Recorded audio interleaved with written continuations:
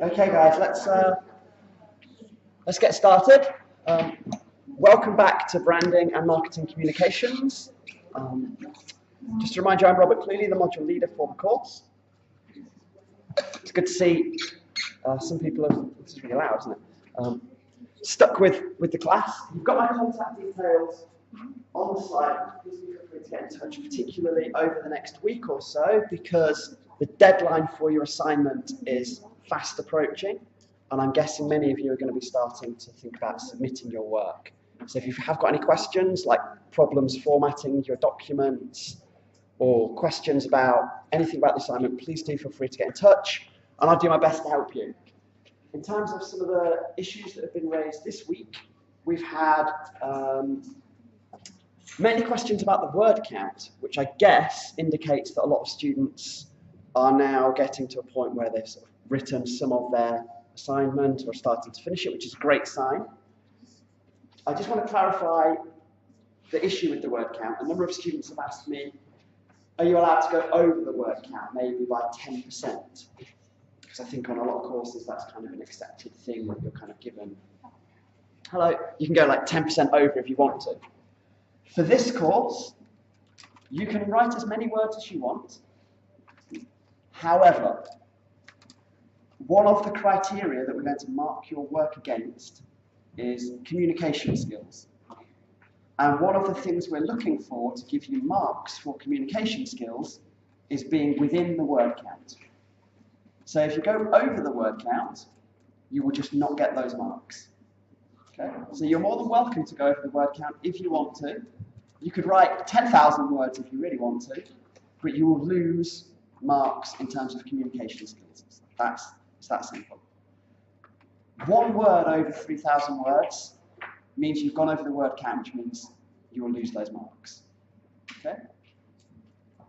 So the question you need to ask yourself when it comes to going over the word count is that one word or those 10 words or those 100 words adding anything to your work that means you're going to make up for those marks that you've not got for communication skills elsewhere in the marking criteria.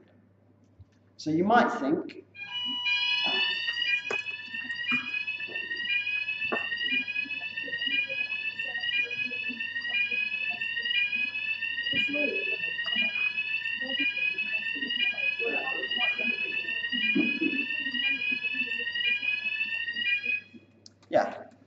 so you might think you need an extra paragraph in order to really develop some depth in your account. That's fine, that might be true, and that might help you get some marks for other elements of the marking criteria, but you will not get the marks for communication skills. So that's the deal. So if you're wondering, can I go over? Yes, you can, but there is a cost to going over the word count. By 1 word, 10 words, 100 words, doesn't matter. Is that clear to everyone? Yeah? The other question that I've had a couple of times this week is about references. And people have asked, are references included in the word count? They are included in the word count because references are words. So anything that is a word is included in the word count. Okay? It's that simple. So what that means is, again, you guys have to make a choice. Does that reference add to your literature review? Does it help you demonstrate you've met the criteria? Or are you just putting it in because you think it makes it look a bit better? Because you're scared that you don't know exactly what you're talking about and you think if you put lots of references in, it'll make it look like you do. Okay, so that's the choice you guys have to make. Is that, are you really discussing a text? In which case, reference it. But you can't reference that many texts. Okay, so you've got to make choices. And the choice is, does adding a reference add to your literature review or not? Sometimes what people do, and I do it myself, is you make a point and then you think I need to have 1 or 2 or 3 references because it looks more credible. But then you've not actually talked about those references in any depth. I would recommend you don't do that on this. For this assignment, for other assignments, for dissertation, further studies you might do, that might be a perfectly justifiable thing. For this class, we want to see really concise, clear communication skills. Just think back to some of the things we talked about in the first couple of weeks around communication. around getting people's attention, around being clear, around the importance of speaking with authority, ethos, with clarity, logos, and having some kind of purpose or importance to what you're doing, pathos. That's what we're looking for in your assignment. Okay? Whilst we're on the assignments, has anybody got any questions that you wanted to ask about the assignment at all? No? Yes? So how many references do you think is appropriate? How many references is appropriate? As many or as few as you think is appropriate. I know that's not helpful. You could write a brilliant literature review with 5 to 10 references, depending on the topic and depending on what you're writing it about. You could write an awful literature review with 30 references. So there isn't a... If there was a number that I could give you, I would give it to you. Can you give me a range? Yeah, between 0 and infinity. No, well look, you've got 3,000... Here's the heuristic I use. You've got 3,000 words, okay? So chances are you've got an introduction. So let's call that 250 words. Right, you're going to have a conclusion. We'll call that 250 words. So how many of your 3,000 words have you got left? 2,500.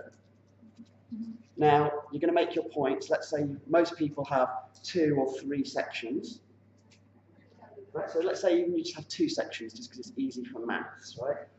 So you have 2 sections, each with 1,000 words. So how many of your words have you got left? 500. That would be enough for 10 references. Now, the question is, how many texts are you going to write about in each of these sections? In 1,000 words, 5 references doesn't seem like too few to me. It's 200 words a reference. If you're going into some detail, you've got a quote, you're describing a study. 200 words is a couple of paragraphs. So, yeah, 10 references doesn't seem unreasonable as a rough heuristic, but I would say this, emphasize this. It is not a rule, and if you're all sat there thinking, he said 10, we need to make sure we've got 10. I'm not saying that at all. And if you're sat there thinking, I've got 11, I need to get rid of one, I'm not saying you need to do that at all. What I'm saying is, think about how much you're actually talking about a reference. If you're talking about it for 1 sentence, and it's not a quote, maybe you don't need it. If you're talking about it for several sentences or several places in your assignment, then you probably need it. Okay? Does that help? So part of what you're going to get the marks for on this assignment is precisely your ability to make those judgment calls. Like, not your ability to just do exactly what I've told you in terms of I'll find 10 references. But it's a quality versus quantity thing. Okay? What we don't want is lots of references which you've not engaged with properly. I'd much rather have fewer references that you've really read and really engaged with. Yes, so in the introductions I want to write, this topic is, the research of this topic is focused on many aspects, yeah. And I focus on one. Yeah. So should I have the citation like other aspects like this focus on the effectiveness and citation? Yeah. But in my essays, I know not to focus on this. Should I citation? Yeah, great question. So just so everyone can hear, in the introduction, you might say, in this area, there's lots of different topics. For example, A, B, and C. In this literature review, I'm going to focus just on one topic, topic A. So the question is, should you then have references to examples from those other topics? Well, what's that really doing, is my question. So you've already said you know there are these topics. Giving me one reference out of what could probably be hundreds of references, is it really adding a lot? Is the marker, in this case me, really going to say, those references, wow, that's really added to what you've demonstrated in terms of your understanding, I'm going to give you 10 extra marks because of them? No, I'm not. So those are examples of references which are, I would say, unnecessary. Okay. If at the end of your literature review, you do your word count and it's 2,500 words. Maybe you put them back in just for a nice little bit of sprinkles on top of your cake. But we want cake, right? We want the main thing. That's what is more important. Is that clear to everyone? So that's like a really good example where you could put them in if you've got the words, but they're not really going to do much for you. At best, they maybe might get you like a, half a mark extra. But not really. Okay? Any other thoughts or questions or concerns about the assignment at all?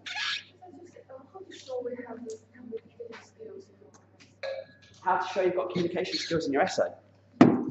How do you think? Has anybody got any ideas? How could you show you've got good communication skills in your essay? Let me show you what I would do. I would go to Moodle. I would log into Moodle, which takes me a while because I've got a long password. I would go to the course. I would go to the assignment. You've got writing, referencing, and style guides. Okay? So I would make sure that I've done these things. You've got a text here that I wrote about how to write effectively. So I'd look and read that and see that I've done what it says in that text. The other thing I'd do, and I'd really recommend this for everything, is I'd look in the marking rubric. Because honestly, when we mark your work, we literally have this sheet and we say, which one of these categories are you demonstrating? So communication skills. A fail, right, has poor communication skills, lots of grammar and syntax errors, so your sentences don't make sense. Poor structure, so you're not using paragraphs correctly, you're not using subheadings correctly, you've not ordered your work correctly. You're over the word limit, and you have awkward sentence construction. What do we mean by awkward sentence construction? Sentences which are overly complicated and difficult to understand. So what's the opposite of awkward sentence construction? Sentences which are easy to understand. So how do you make a sentence easy to understand? You make it simple. You don't use big words that you don't know what they mean. You definitely don't go on to thesaurus. Oh, I can never spell this word. Like an online thesaurus and say, I don't know what. I've used the word difficult lots of times, so I want to use a different word, so I'll just pick one of these randomly. But I want to say difficult, but I don't want to say difficult, so I'll randomly put another word in. Don't do that. Just say difficult. Okay? Because if you don't know what a word means, don't use it. If it's not the word you wanted to use, don't use it. Okay? You can all write a sentence. You can write. Right? That is a sentence. You don't need to say, well, I've used the word can lots of times, so I'll now put you are able to write, because that's more words. Say the same thing. You don't need to say, well, I don't really want to say write, because that's a sort of simple thing, so I'll look it up and I'll put, you can scribe, because that sounds more fancy and clever and intelligent. It doesn't. It sounds like you don't know what you're talking about. It's awkward. It's confusing. So keep it simple. My general policy is if I see any student using a semicolon, I will assume you don't know what you're doing and your sentence doesn't make sense, because I don't know how to use semicolons properly and I'm a career academic. I'll be amazed if any of you do. Sometimes people do because they think, this looks complicated, so let's add it into my work. It makes it awkward, difficult to read. Your assignment can be written with 2 pieces of grammar. Punctuation.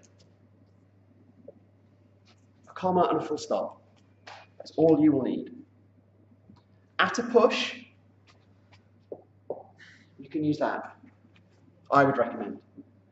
But if you don't know what this is, don't use it. Okay?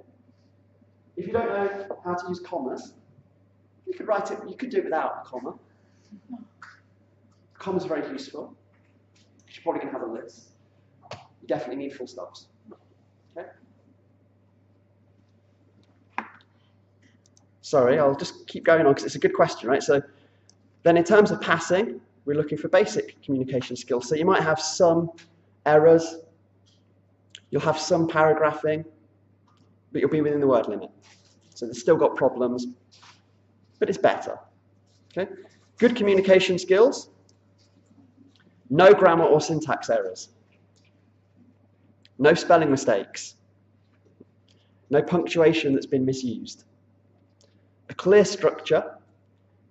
So my introduction introduces, my next section does what I say it's going to do. The paragraphs are very clear. Does everyone know what a paragraph is? Yeah? Paragraph is about one thing. The next paragraph is about the same thing. It's one paragraph, not two paragraphs. Okay? Ideally, every paragraph has an introduction and a conclusion, summary sentence. Okay? Then we're looking for high-level communication skills. No grammar, syntax errors, clear structure, signposting, and summaries. A question the other week, someone asked me, and I should have probably said to everyone, what's a signpost? Does anybody know what a signpost is?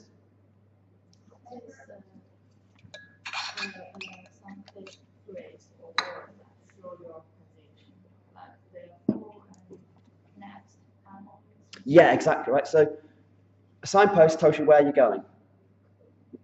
And it tells the reader where you're going in your text. So in this section, I will describe topic A. In the next section, I will describe topic B. The key point from my discussion of topic A is, that's a clear signpost to the reader about what I'm reading, why I'm reading it, what's important about it. If you expect me to do all of that work on my own, that's not good communication skills. Okay? So do you now have a better idea what we mean by good communication skills? Yeah. So I would strongly recommend, so look how many, we've got 10 marks, 10% of the marks go for communication skills. So if you're over the word count by one word, what happens? You get a fail for this, which means you won't get those marks. Okay. But it does mean, and I would strongly recommend, you take at least 1 or 2 days to review your work. If you're really good and you've got a friend, ask them to read it, and if there's things that they don't understand, rewrite them. Because good communication skills can get you an extra 10 marks. So it can be the difference between a good essay and a really good essay. It can be the difference between something that's just getting 60 to something that's getting 70. So take a day or two to read through your work and draft it. I'd really strongly recommend that. And if you're not sure about something, if you're not sure about a word or whether to use a comma or not a comma, just rewrite it. Simple. Okay? Any other questions? So that was a bit of an extended rant about things.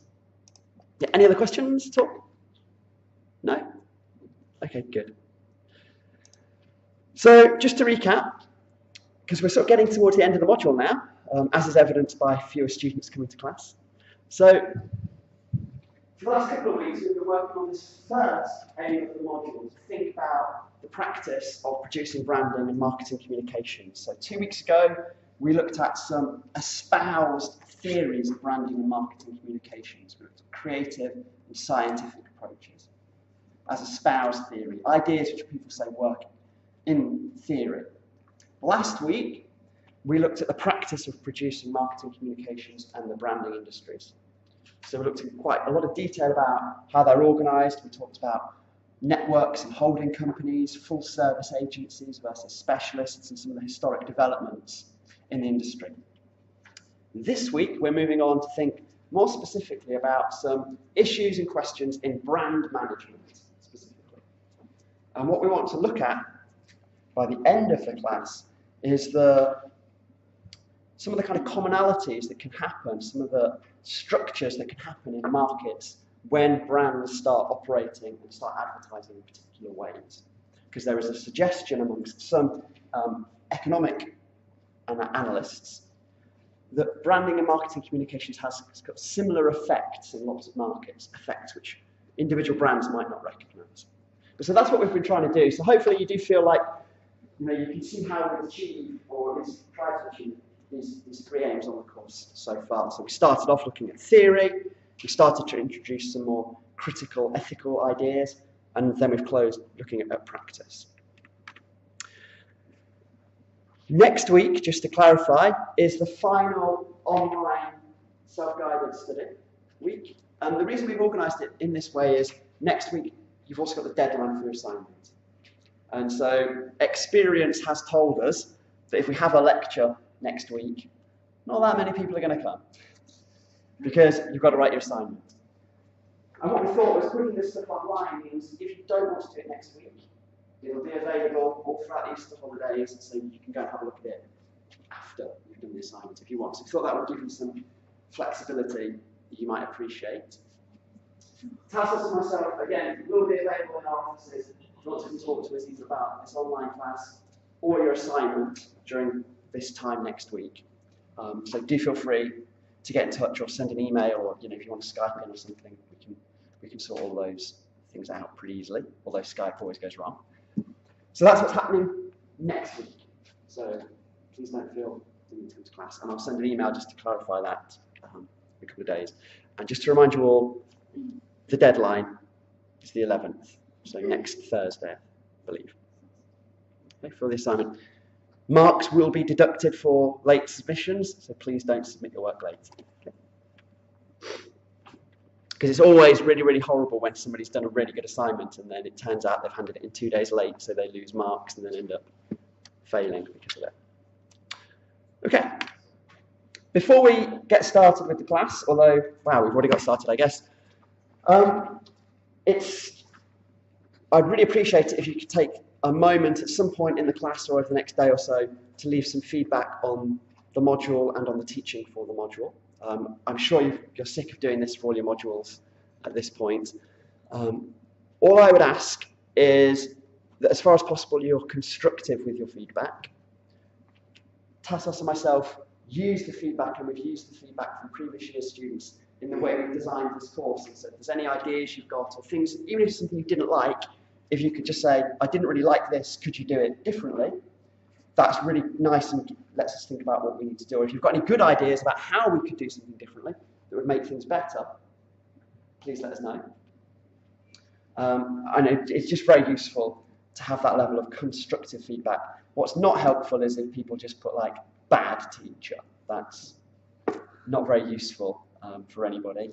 And I hope it's not true, but if you do feel it is true, if you could say why you think Tassos is a bad teacher, or I'm a bad teacher, that's more useful because we can work on it. Likewise, please don't just think it's an opportunity to give negative feedback. Right? A little bit like when we write about your feedback on your assignments, we try to say something nice about it as well. If you think good teacher, feel free to say why you think something's good. Because that helps us then, if we know something's good, we can take it back to the rest of the marketing department and say, the students really like this in our course, maybe you could use it in different modules. Yeah, I'll put this up again at the end of the class so you can do it then, but I think we should crack on if that's okay with everyone.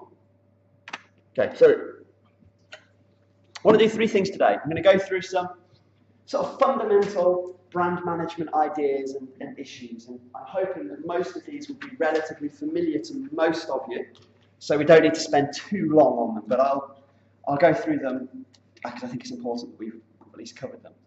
If I'm going too fast or you've got any questions, as I know you will do, please feel free to raise any issues or thoughts that you've got. Then I've got an activity that I'd like to do, which should take about half an hour, so I want to make sure we've got time to do that, which will hopefully lead us into thinking about economics of brands and how brands work, and we'll have just a quick recap of that activity at the end. So hopefully that should be enough. Hopefully we'll finish on time. So let's get into brand management. Often, when we talk about brands, sort of intuitively, we often think we're talking about luxury brands. So we'll say when we talk about a branded good, we tend to think about fashion items or branded electronic goods. But actually, brands, there's lots of different types of brands. And one of the first questions for anybody engaged in brand management is to recognise what type of brand we're dealing with. Not all brands are luxury brands. So you can have retailer brands. In many shops, many retailers create their own branded products. You can have what are sometimes called unbranded products, where there is no brand on them. But just because there's no logo on something doesn't mean that there's no brand management in the background. And some of the issues we'll talk about later on, even for goods and products where there isn't a logo on, they still have to deal with brand management, even though they don't look like a brand.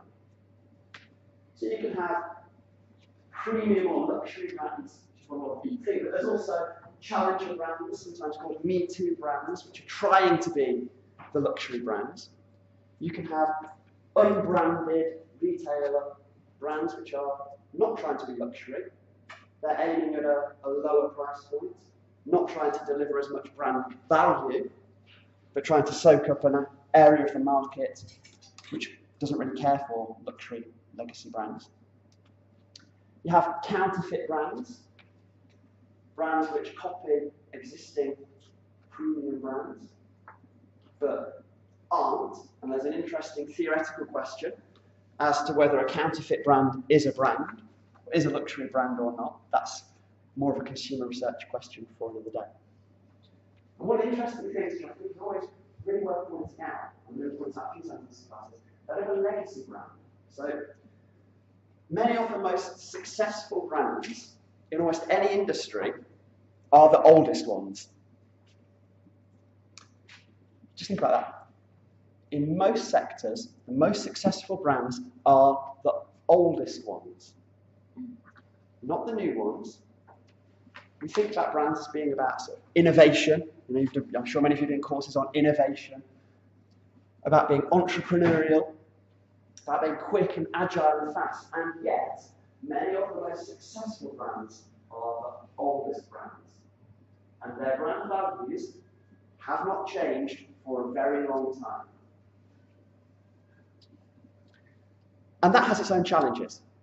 Because if you're a legacy brand, you're very successful, but you're very, very slow to move. Because you've been set up over years, decades, maybe even centuries of consumers growing up with your brand, thinking something about it. If you want to change, it's quite difficult to do. So, although many of the most successful brands are the oldest, that's also the weakness for many successful brands. They're unable to change if market conditions change. But the main point, it's important to always recognise there's different types of brands. They are not all luxury brands, high-class brands, high-cost brands. In any market, in any sector, there'll also be low-cost brands. Brands which are aiming at the lower end of the market. And they have their own types of brand management issues. It's also important to recognise when you're thinking about the type of brand from a management perspective, what's the relationship to the audience or the marketplace? You can have what are sometimes called mass market brands, which try to appeal to everybody, or niche market brands, which try to appeal to very specific groups of consumers. Both have advantages, both have disadvantages. A mass market brand, that's how I feel, a mass market brand has a bigger market. But how do you please everybody all the time? One of the issues we have as teaching staff is there's nearly 100 students. There's always going to be 3, 4, 5 that don't like whatever we do, right? We put classes online, some people won't like it. We take classes offline, some people won't like that. We do activities, some people don't like it. I teach the class, some people don't like it. Tassos teaches the class, some people don't like it. That's the problem. If you're going to treat everybody the same as a mass, and that's what a mass means, every consumer is the same, there's more consumers, but you risk not pleasing anybody. You can be sort of everyone's second best brand. Niche brands, however, can please one specific group really, really well. So they can create much more loyalty. They can please or satisfy their consumers much more, but of course there's fewer of them. And what happens if those few people leave, or die, or stop buying the product? All of a sudden you can find you've got no market. So as well as recognising your type of brand in terms of how old you are, and your relationship to the kind of legacy or established brand, thinking about the relationship to the market also starts to narrow down some of the management challenges that you face. A niche brand will never win at the mass market. A mass market brand will never get all the niches. There will always be some group of consumers, right?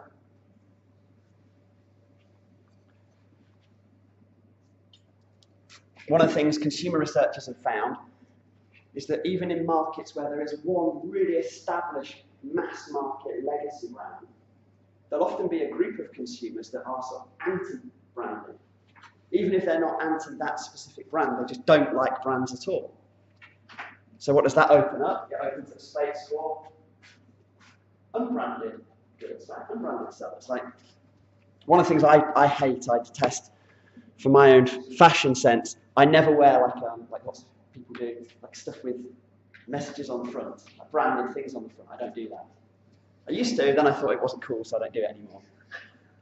But that means I can't buy branded clothes, right? I have to just buy plain clothes. Or like this, although this is branded, like it's just got a tiny little thing so you won't know what it is, right? Because that's what I like. And there's enough of me that fashion brands know that.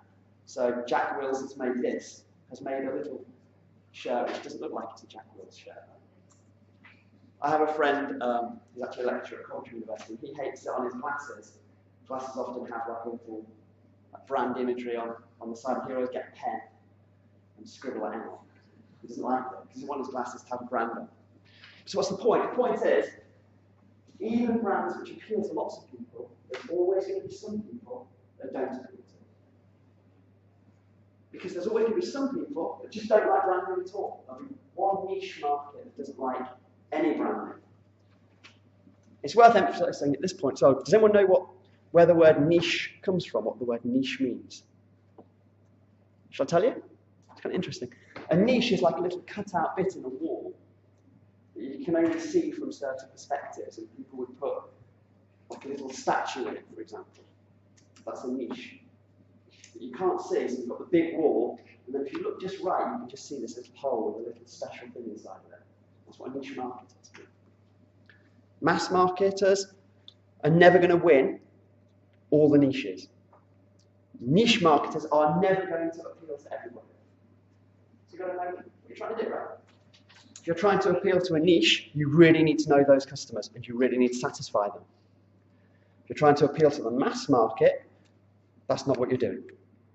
Okay? So we've got legacy, luxury, counterfeit, Me Too brands, mass market brands, not MASH, mass market brands, and niche market brands.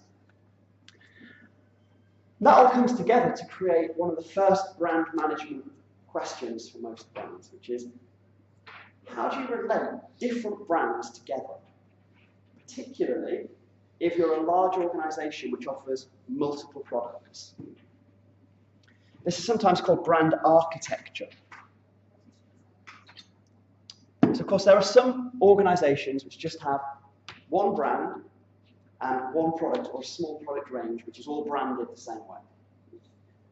Often they're smaller enterprises. Most bigger enterprises, the ones that do most branding and most marketing communications, tend to have lots of different product lines and operate in lots of different markets. So the question is, how do you relate all of those product lines and market positions together? You can get really complicated, like this is an example from one textbook, which I don't want to talk through because I think I actually find it more confusing than helpful. Generally, there's two approaches to this question of brand architecture.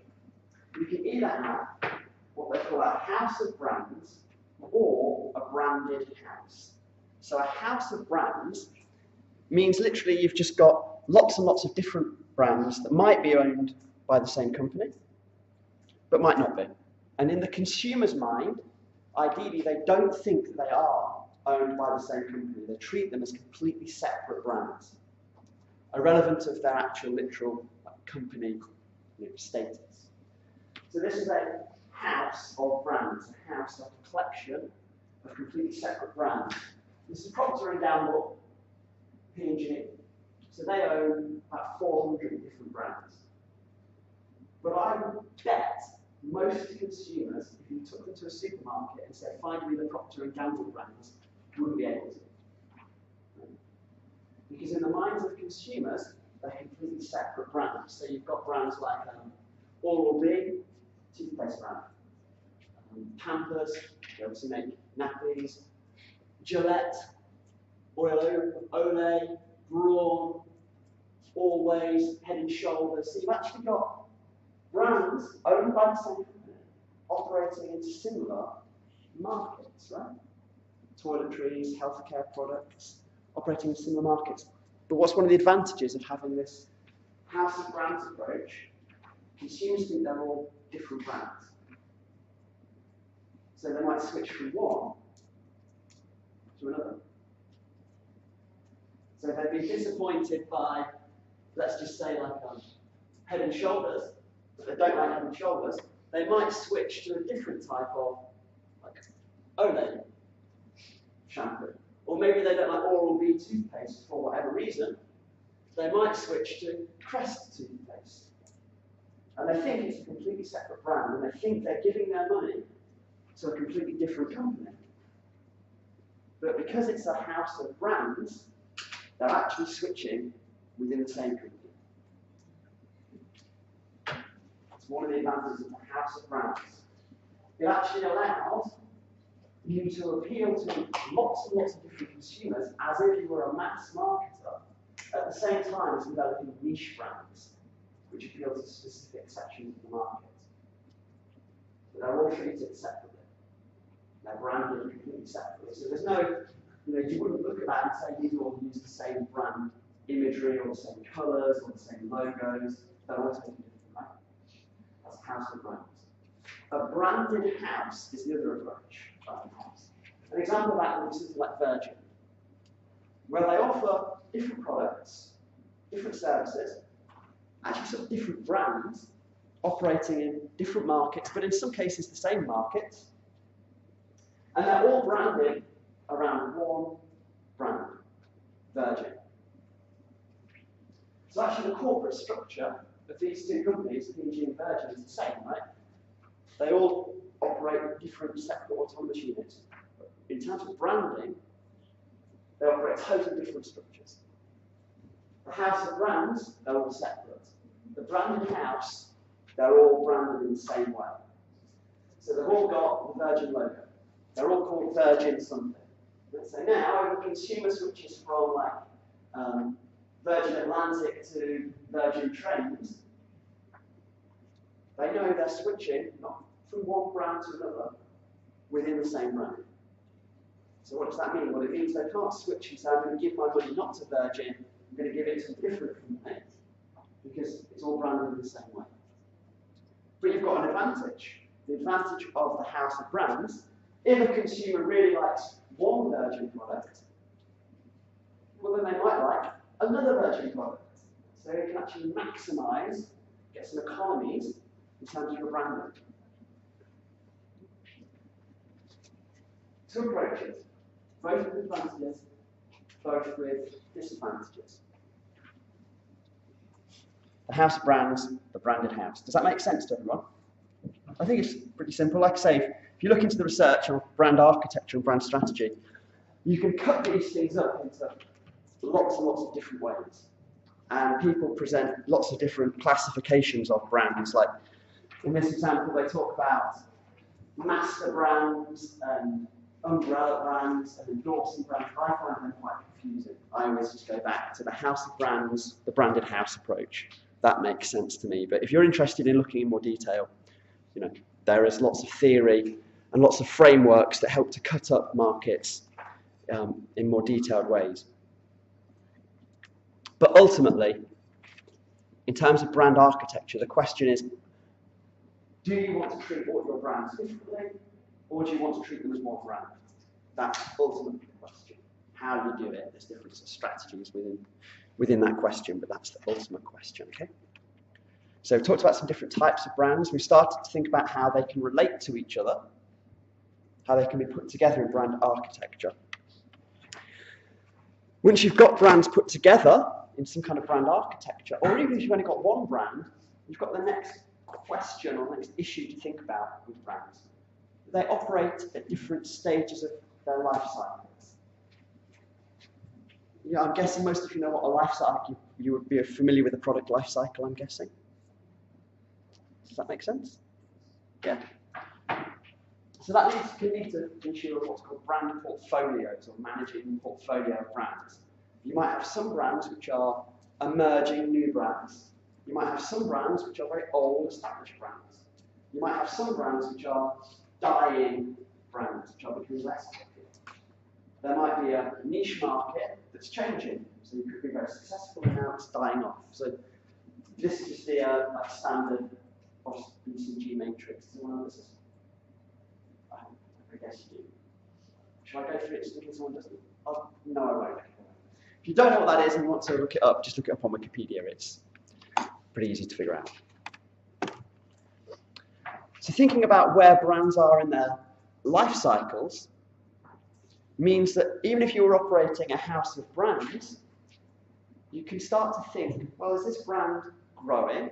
Is it maturing? Is it declining?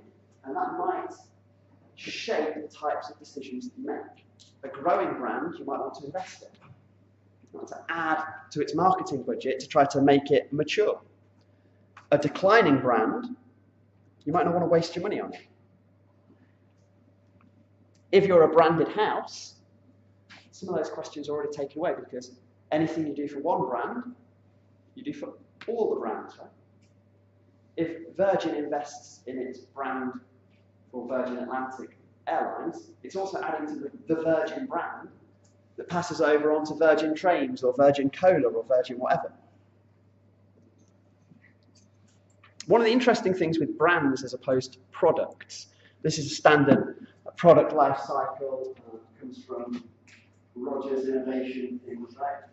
The idea is an introduction, you get some rapid growth, it slows down, you get into maturity, and then you start to get a decline. And I would just end up talking through this, right? In the Boston Consulting Group model, you get a star or a question mark, which is an emerging brand, a successful brand that becomes mature as a cash cow where you can reap the rewards and returns from the marketing investments. And then eventually they become dogs and you have to sort of stop investing in them and eventually kill the dog, right? One of the things with brands is it doesn't always work out like that. In fact, it often, for successful brands, doesn't work out like that at all. And there's a big difference in the brand life cycle to product life cycles. And the difference is, successful brands often have very, very small periods of decline.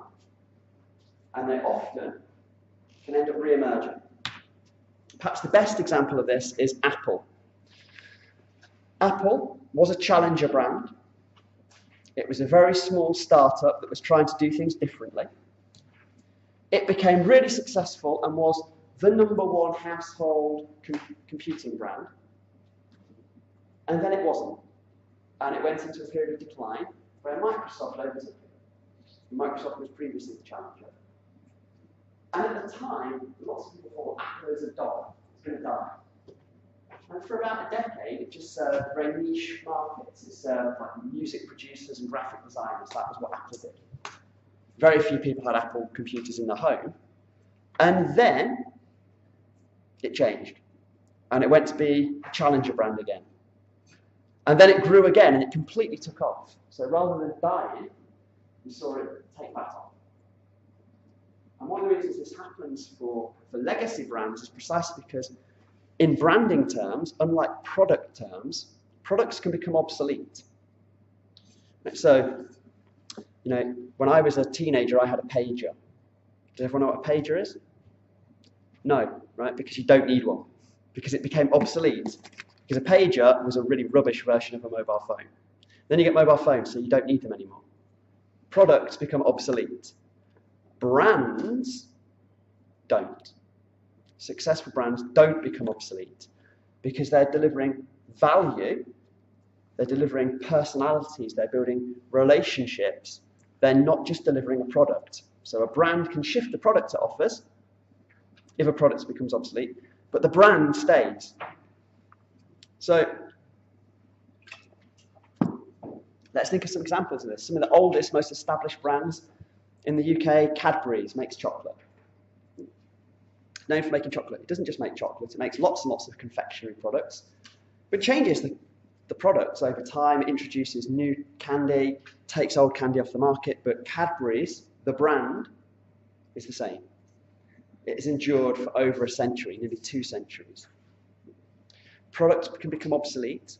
Successful brands endure for a very, very long time period. In fashion, lots of the high fashion brands, Louis Vuitton, Gucci, they're over a century old. Coca-Cola, nearly 2 centuries old.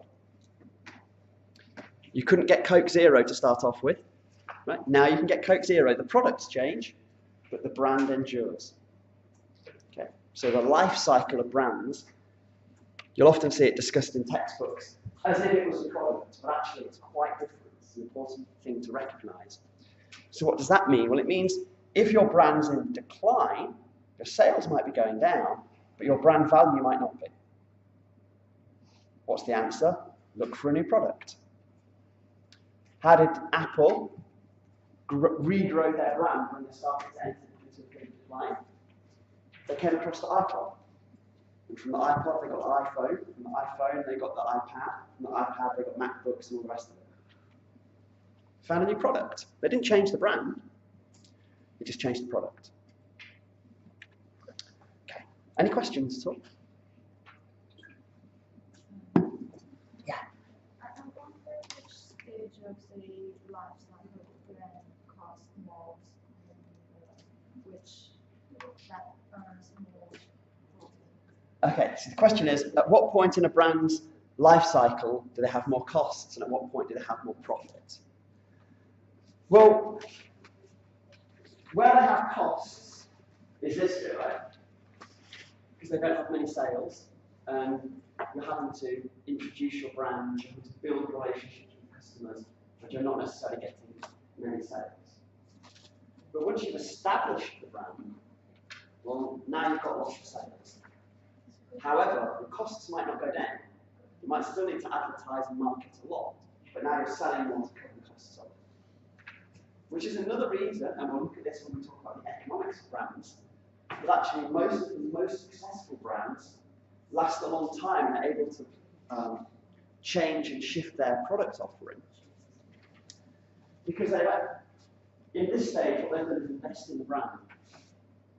And once they've invested in the brand, they can then start to get returns on the brand over the long term. I was listening to a podcast a couple of weeks ago about a company in America which literally finds old brands, so like old candy brands, and claims them. And actually in America, the law is as long as you write to the brand and say, you're not selling this product anymore, I'm going to start selling it, you can do that legally. It's not a counterfeit. And what they'd do is they'd make some like old candy that people would have had when they were children. They wouldn't invest in branding, they wouldn't invest in marketing communications, because someone else had already done it. They would just make the product and sell it to a niche market. So the costs, the investment in a brand, at this point, once you've got to a point of maturity, that's when you can get returns on the investments. But what we're going to see later on is it doesn't mean you can stop advertising and marketing. That's a really key point. And we'll talk about why in a bit. Okay. So we've talked about types of brands, we've talked about the history of brands, we've talked about mass and niche brands. We've talked about brand architecture. We've talked about portfolios and brand life cycles very quickly. Now let's talk about brand strategies, and hopefully a lot of these concepts are familiar to you from your marketing strategy courses. In any market, there's going to be some consumers that have similar needs and some consumers that have different needs. The consumers that have similar needs are a mass. The consumers that have different needs are niches. It's important for brands to know where they exist in the market. Are they serving similar needs for the mass or specific needs for niches? And in order to do that, brand management tends to adopt this, what they call strategy, but there's a criticism of it that it's actually not a strategy, it's more a tactic, but we'll get to that another day, right? So the questions are pretty simple and pretty standard. For whichever target market, for the mass market, for this particular niche, brand X is what? The number one brand, the challenger brand, the counterfeit brand, the retailer brand. And it gives those consumers the most of what? The most efficient service, the lowest price, the highest quality, whatever it might be. And then, because of what? What is it about the product and the brand that delivers that benefit to them? This is a generic technique for trying to find a brand strategy. But what's important is to find out, A, whether the brand actually does it. It's all very well good brand managers sitting in an office saying, yes, we service this need, if consumers don't actually think it's true. And it's also very important for brands to evaluate whether there's enough of a market in order for them to invest. Because you might find that there's a really specific target market that has a really specific need, they're not going to pay you for it, or they're not going to pay you enough for it, or there's not enough of it. And that's when you get brand and marketing research. And again, I don't know in detail what you cover in your market research course, but I'm guessing you should have covered some of this stuff. So we often talk in brand management about differentiation. What differentiates one brand from another? What is it about a brand, a specific brand, that differentiates it from competitors in the minds of consumers? So we talked a couple of weeks ago about the USP. What's the brand's unique selling proposition? What's unique about the brand? What differentiates it from competition? But there's an interesting tension in brand management because being different is often not enough. In most product categories, consumers have some, for whatever reason, some learned expectations, which mean brands also have to have some similarities to other brands. So we call this points of parity. In what way is a brand the same, and in what ways is it different? And is it the same in an important way, and is it different in an important way? Both of these you can get wrong. You could have a brand which has some similarities with other brands, but consumers don't care about those similarities. So the classic example of this would be Coke and Pepsi, or any other cola. Go to a shop, buy 5 different cans of cola drink, pour them into glasses, mix them all up, and drink them. For most people, they taste quite similar. That's the point of parity. But what does that mean? When it says if you start a new cola company, just making it taste like Coke, is it going to make it Coke? Because they all taste like Coke, correct? They've all got that point of parity. So you have to taste like Coke. The differentiation is something else. So what's the differentiation? When it comes to a cola drink, it's not the drink, it might be the bottle and the packaging. It might be the branding. So you might brand yourself as the luxury cola. You might be the organic cola drink. You might be the sustainable Coca-Cola drink. You might be a cheap Coca-Cola drink. Those are points of difference. You're all cola drinks. Does anybody remember, there's a product called Tab Clear. I don't suppose anybody remembers this product. I'll tell you about it. Tab Clear was a cola drink that was made by Coke. that tasted like Coke, but it was see-through, so it wasn't brown. It failed miserably because it got the point of parity wrong. When people drink a cola drink, they expect it to be brown. It doesn't need to be brown, right? They put brown colouring in to make cola brown. It doesn't have to be brown. But consumers expect, if you're drinking cola drinks, it should be brown, not see-through. So Coke got it wrong. They've got the points of difference, they haven't got the points of parity. And the issue is, these are not questions which you can sit around in an office or a boardroom and discuss. You have to test in the marketplace. So why did Coke launch Tab Clear? They will have done market research on it. They'll have spent millions on market research. But they have to launch it to see if it works.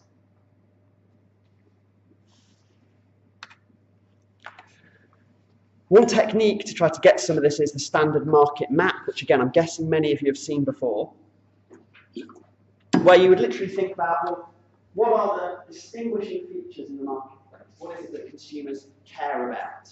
Is it price? Might be, might not be. Is it features of the product? It might be. What are those specific features? And then you can start to literally map out where brands exist in the market and where there are gaps, which you can try to occupy.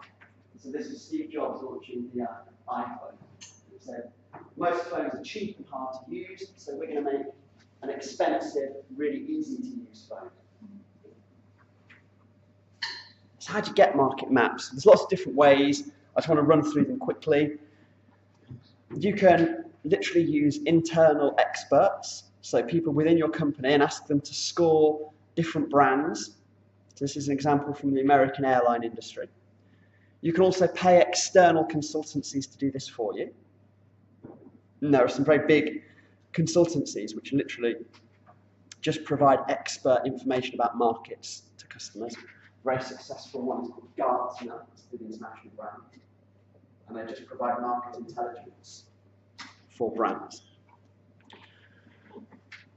You can start to survey and research consumers to find out what counts for them. So rather than asking people that work for you, you can go and speak to consumers and find out what is it that they value about particular brands. So these are just some little examples from a textbook I saw. So it might be the taste.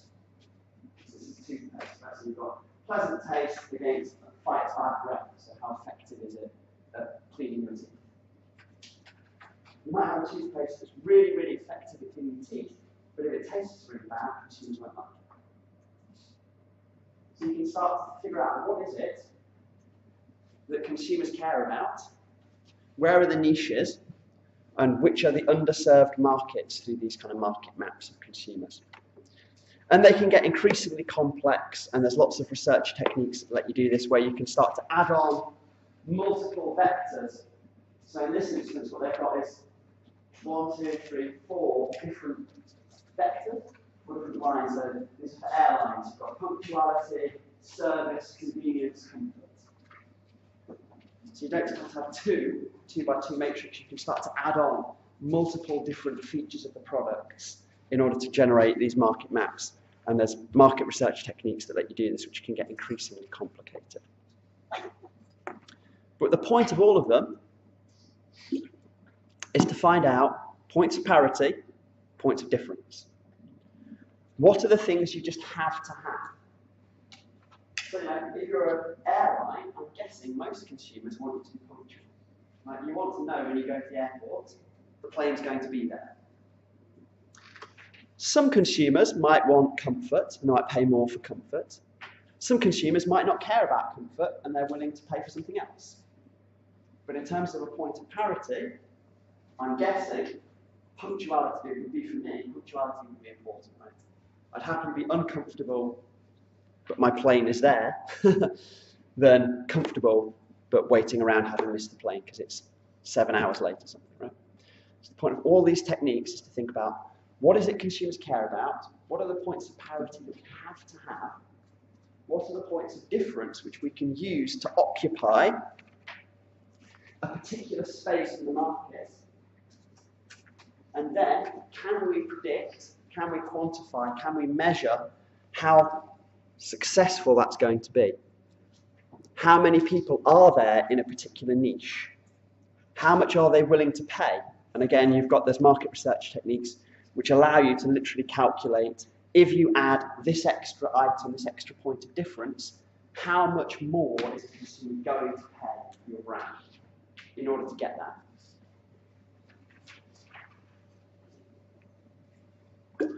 And this is what a lot of brand market researchers do.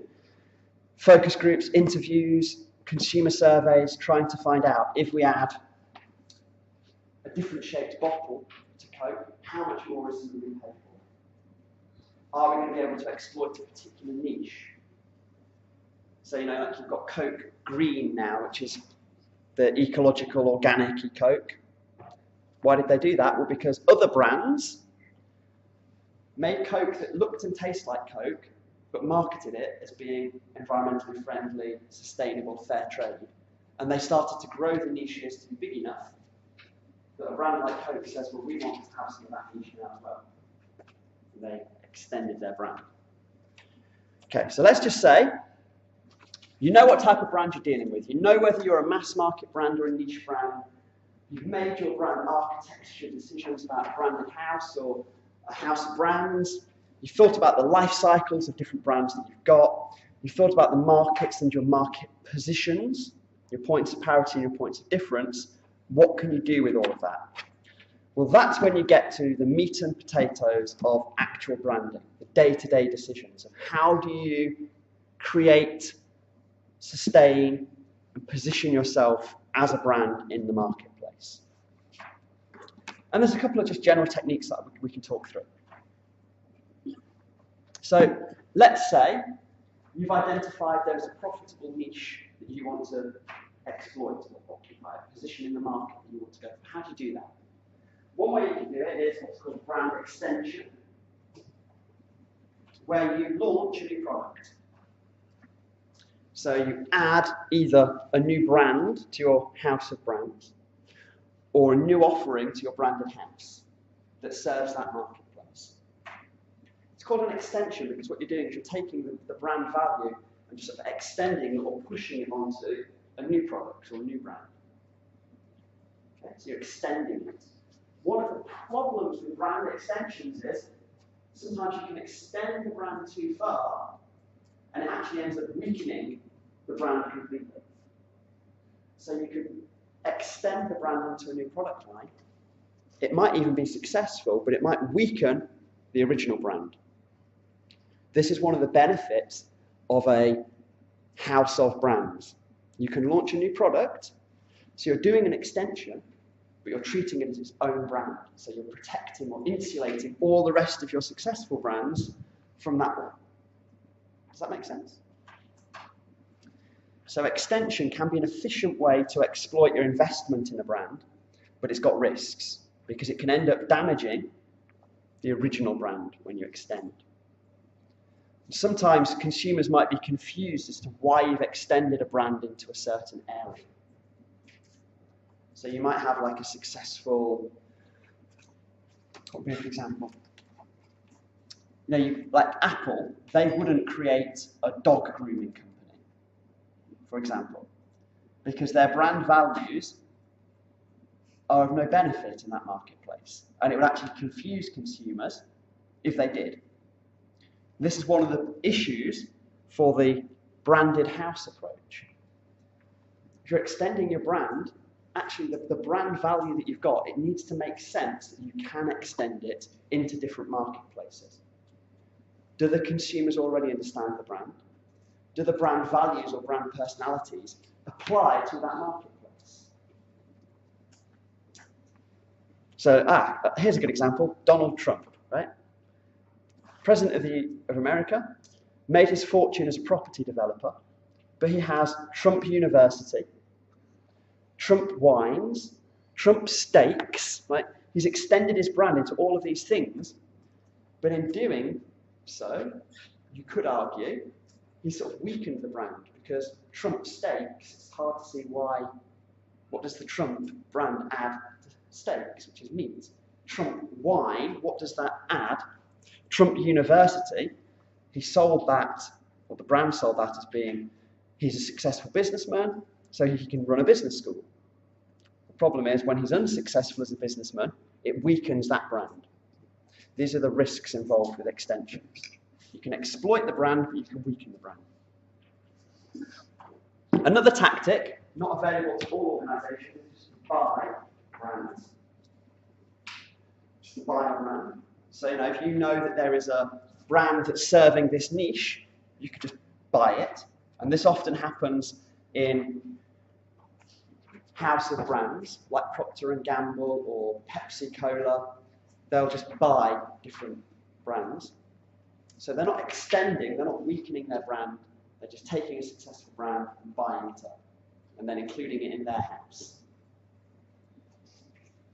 And there's a number of reasons, tactical, strategic, why brands could do that. Another option is called co-branding. Co-branding is it's not an advertising technique, although it can involve advertising, but it involves a partnership between two brands, where the brands don't want to operate in each other's business, but they feel working together allows them both to add something to their brand. So let's say you buy a new BMW car. It's going to come with some tyres. Do you get BMW tyres with a BMW car? No, right? You'll get like Continental tyres, or I don't know which tyres, but you might know, right? You'll get some tyres with the car. If you buy a new washing machine, often you'll get a free little bit of soap, some detergent from an established brand. That's co-branding. Where BMW, they don't want to make tyres, but they want to work with a top branded tyre company. The top branded tyre company doesn't want to make cars, but they want to work with a car company because cars need tyres, right? So you co-brand, you do your branding together. What's the advantages? Well, unlike a brand extension, you've got some insulation or protection from your own brand. You've got control over your own brand. Unlike a merger or acquisition, they have to buy a whole new organisation. But you do have to enter into a relationship with another brand, and you would think that has to be quite a long-term relationship. And there can be times when brands co-brand, and it works brilliantly, and there can be times when they fall out with each other. So it has got issues, but it's got advantages. You can also think about doing some kind of global, local, or local differentiation. And if you're doing international marketing, I'm guessing, again, we'll have covered some of these ideas of, can you exploit your brand in one market by entering into a new international market? Or do you need to change, amend, shift, or position yourself differently or operate differently in an international market? Can you come up with a co-branding with a native brand? Could you buy a native brand? As brands want to expand their markets, there might be a small niche in one country, but you add it to that same niche in another country, and the same niche in another country, and all of a sudden you've got a big marketplace. But of course that has questions. Are all those niches really the same? Can you advertise and brand them all the same? Or do you need to differentiate the tactics and strategies in different ways? One of the issues which has arisen here in recent years for many brands is, with the advent of things like social media and the internet, it's quite difficult to treat brands in one country completely differently to other countries, because people see adverts all around the world. You go on you get on an airplane, you fly around the world, you see brands, and it's difficult to have that level of differentiation, but it's still possible. And then the final technique, probably the most popular everyday one, is advertising and marketing communications, which we've been talking about a lot on the course, so I won't go into any more details. What I did want to emphasize, though, was the importance of setting objectives for branding when they're using marketing communications and advertising in particular. And you can't read this too well, but again, I'll summarize it for you. Generally, and we've talked about this on the course already when we talked about scientific advertising being about measurable results and sales, and we talked about creative advertising as being interested in generating brand values. Generally, there's two overarching objectives for brands. Is it to activate sales, so short-term effects, or is it to embed, reinforce, or reposition a brand over the long term? Understanding the objectives of a campaign is key to understanding what you do. If you want to activate sales, those kind of scientific approaches can work really well. Product offers can work really well.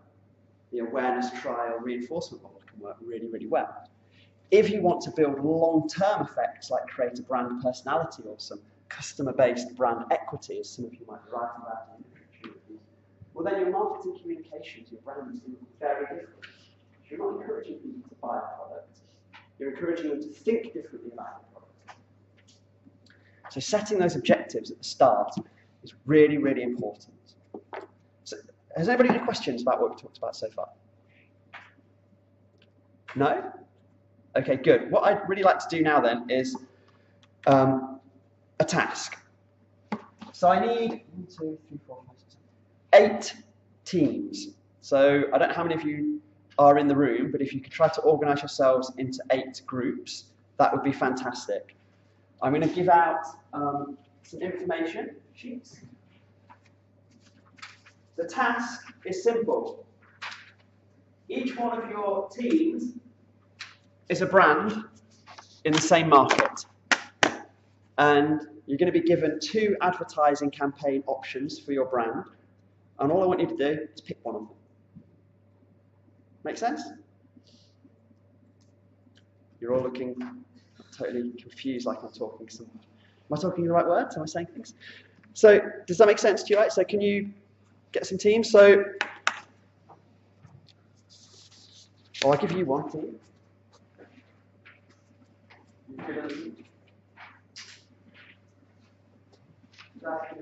Feel free to sort out how you want. You guys are good. You guys are good team. You guys are good team. And there's another team. So for background, your brands are toothpaste brands. Each of you is operating in the same marketplace. Read your information sheet, try to understand what type of brand are you? Are you a mass market brand, a niche market brand? What's your brand position? How successful are you? And then I'm going to give out, in a few seconds, your advertising campaigns to choose from. Okay? And all you have to do is talk about which campaign you want to run, why you want to run it, and we'll see what happens. This many people divided by 8, I don't know, like 5 people maybe? How many people are in the room, do you think? If you're not in a group, just go and sit with the group and talk to them, okay? You're all nice people, right? So no one's going to be horrible to each other, I don't think. So you've got 2 minutes to read your case sheet, and then I'm going to give out the first round of options, okay?